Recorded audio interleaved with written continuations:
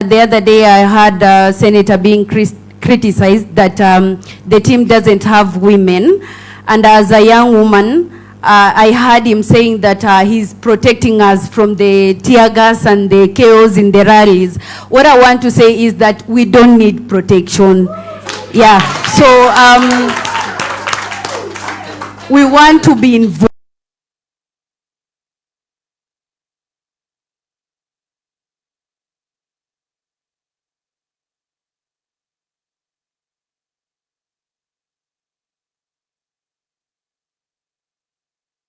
Much. Asante sana. I think the young women have been fantastic. What I was speaking about was the women leaders in parliament. That's why I was telling you, you can see the front row here is a bit heavy on suits. Let's hear from Abby here, and then we continue with the female session. I think we need to allow as many as the men who spoke to also.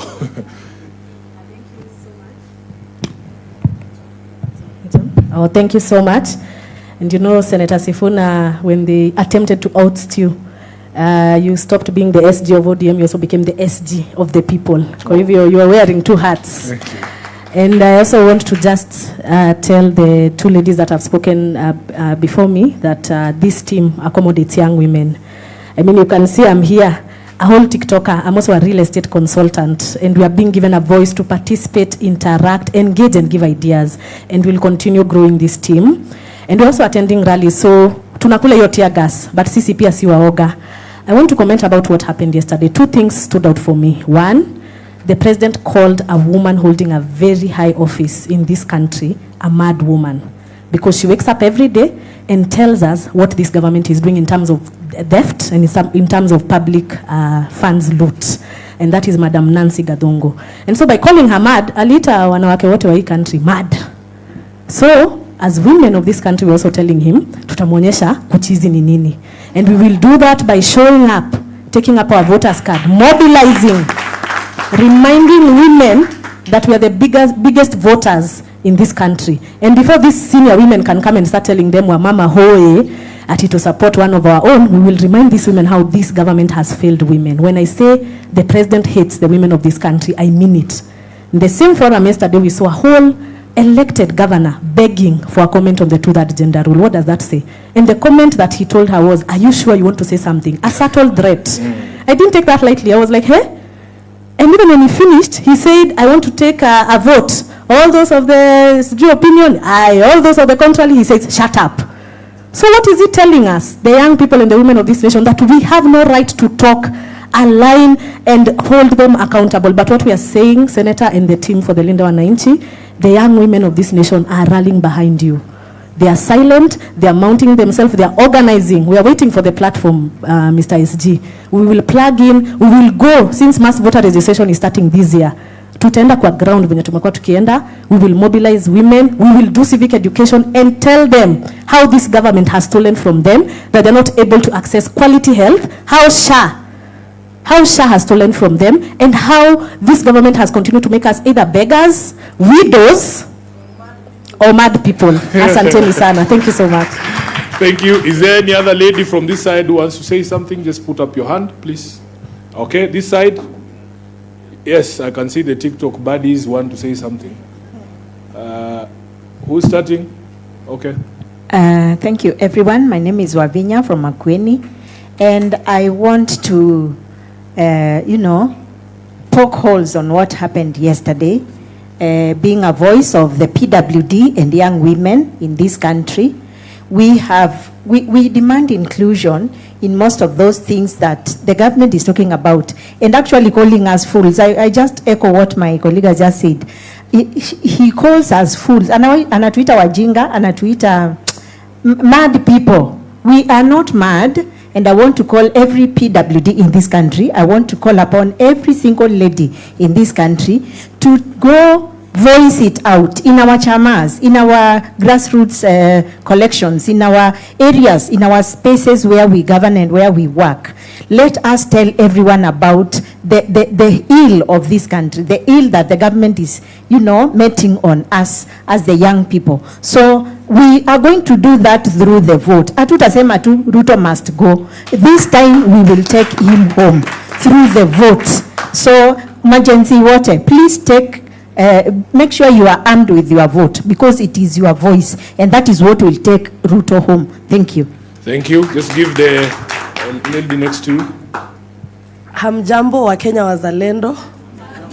I am Genz Badi, a teacher by profession, a young woman in politics, and a civic educator, uko social media. And I am live currently, and there's a comment that has just passed by Naimeni Shika. Amesema we need to talk about the solutions and not the problems. Because again, where attention goes, energy flows. And if we continue problems, alafu. And for me, I think now the solutions is action. Tumesikia stories sana, tumedanganyo, kuna mtu anasema Ruto rais all the time. And all the time, tumesikiza lies sana. And I think now for the solution part, it's about action. Kenyans, we need to act. Gen Zs, we need to act. Leaders, we need to act. The government needs to act. You can't tell us to add you 60 more days for something you had 365 days and more to act on it. Tunakwambia tukuongezea 60 days. Kwani anyway, another thing for the solution, change of regime. It's not only change of leadership. We need to change the regime. How things are done in this country. Tumechange leaders. Si tumechange. Things zinachange kweli. It's time we change the regime. It's time we need a young person. We need a voice that will speak for us. Wewe unajua CS wa jana ni 56 years old. 56 years old. Anafaa niongelele mimi. We need to change how things are done in this country. Inclusivity. Niliona kwa 10-point agenda tulikuwa we were supposed to be included as the youths. Wakichagua ati CS, wakichagua PS, walikuwa wanafaa to include. But we have seen that political loyalty is something that comes first when elective positions are being done. Sindio?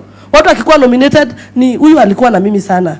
So please, Senator and the Linda Mwananchi, choose your loyalists wisely. Usikubali a class 2 dropout akue loyal to you. Usijui utampea nini.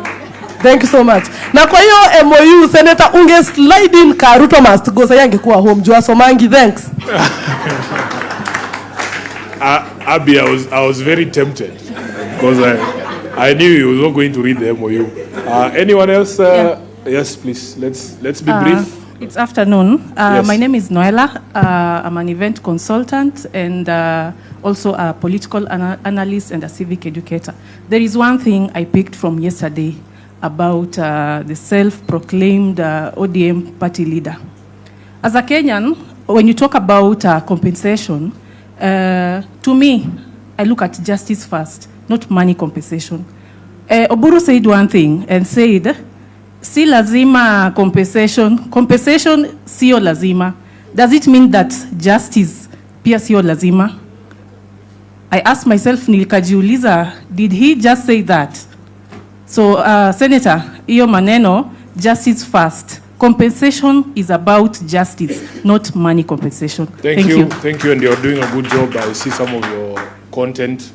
Are we done with the ladies? No? Let's go. Oh, there's more.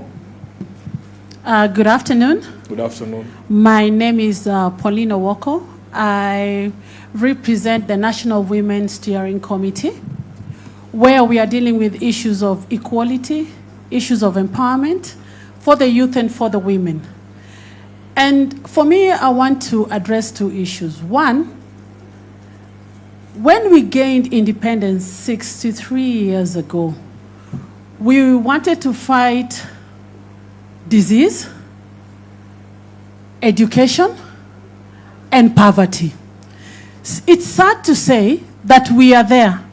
We are still there. 63 years later, we are still there. Food is a challenge. It's a big challenge, and let's not pretend. You know the people in your circles who can't even deal with their basic need of eating 1 meal a day. So we can't be talking about Singapore, and we can't even eat. Secondly, the issues of women equality and women and youth representation is very paramount. All these things in the 10-point agenda are well anchored in the Constitution. For me, the 10-point agenda, I took it shingo upande Because if you look at all those things there, they are well addressed in our constitution. What we lack in our constitution is the implementation. What we need to do is to implement the constitution fully. I would not be standing here to talk about women and youth leadership. I wouldn't be. And talk is cheap. Let us practice what we preach. I look at the Linda Mwananchi group, the leadership. There is one woman. We are not serious.